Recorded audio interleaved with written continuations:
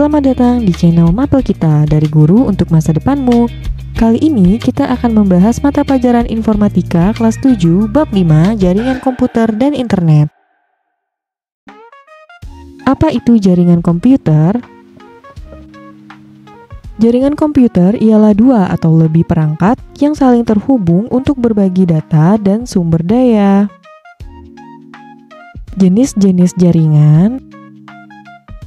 Jenis-jenis jaringan yakni adalah local area network, yakni jaringan lokal seperti di sekolah, di rumah, atau di lab.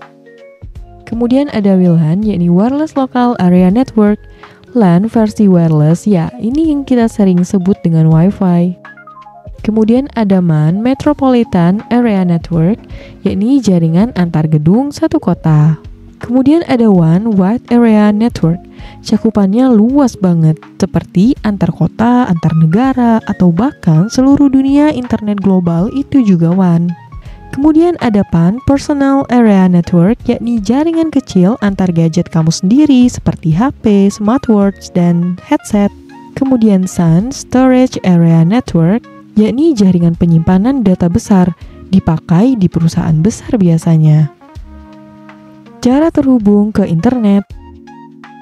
Cara terhubung ke internet lebih sekedar nanya password Wi-Fi ya. Yang pertama ada Wi-Fi, Wireless Fidelity, yakni cara paling umum sinyal dari router langsung ke HP atau laptop. Tapi tetap tergantung pada kecepatan ISP dan posisi router ya. Mobile data 4G atau 5G. Kalau kamu pakai kuota dari provider, itu pakai jaringan seluler. Sekarang 5G kecepatannya bisa nyampe 1 GB per second, cepat banget kan? Kemudian fiber optik, pakai kabel serat kaca, koneksi super cepat, cocok buat rumah digital. Kemudian kabel LAN atau Ethernet, lebih cepat dan stabil dari Wi-Fi, biasanya dipakai di lab komputer atau game room. Kemudian tethering atau hotspot, HP kamu bisa jadi Wi-Fi mini buat temenmu atau laptopmu. Kemudian satelit, buat daerah terpencil, sekarang udah ada Starlink juga di Indonesia. IoT, Internet of Things. Apa itu IoT, Internet of Things? Internet of Things atau IoT adalah internet perangkat, mesin, dan sensor yang terhubung ke internet dan dapat berkomunikasi satu sama lain. Bayangkan rumah kamu di mana lampu, termostat, dan kulkas terhubung dan bisa dikendalikan dari ponsel kamu. Itu adalah contoh sederhana dari IoT. Kulkas, CCTV, lampu rumah pintar, semuanya bisa online sekarang. Jadi, terhubung ke internet itu sekarang punya banyak wajah. Nggak cuma soal sinyal, tapi soal teknologi di baliknya. Bagaimana internet bekerja? Singkatnya gini ya. Bayangin kamu ngetik www.youtube.com. Kamu lagi minta data ke server YouTube. Permintaan itu dikirim lewat jalur tercepat. Server merespon mengirim video, teks, thumbnail ke kamu. Semua lewat paket data kecil-kecil yang dikirim super cepat. Dan semua proses itu terjadi dalam hitungan detik. Internet itu kayak pos ekspres digital, super cepat tapi tetap rapi. Seperti video simulasi dari YouTube Search kok bisa? Kamu seperti memasukkan domain di browser. Browser meminta alamat IP ke server DNS. Server DNS respon dan permintaan dikirim lewat kabel serat optik dan router global.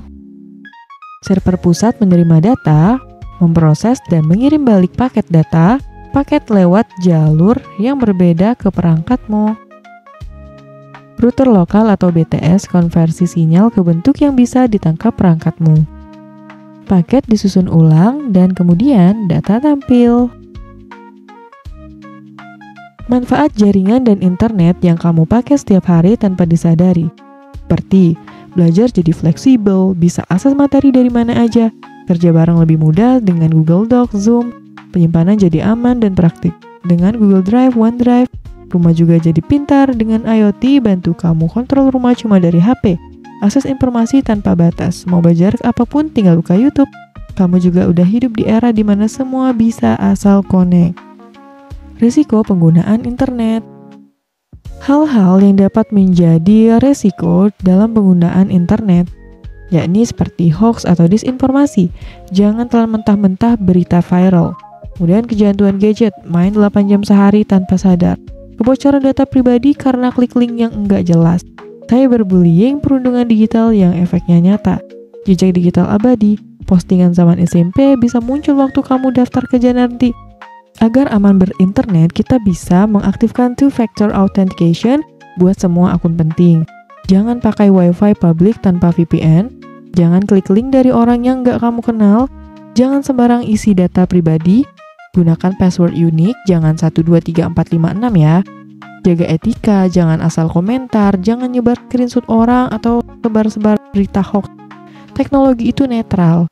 Yang bikin dia bermanfaat atau berbahaya adalah cara kita menggunakannya. Kesimpulan.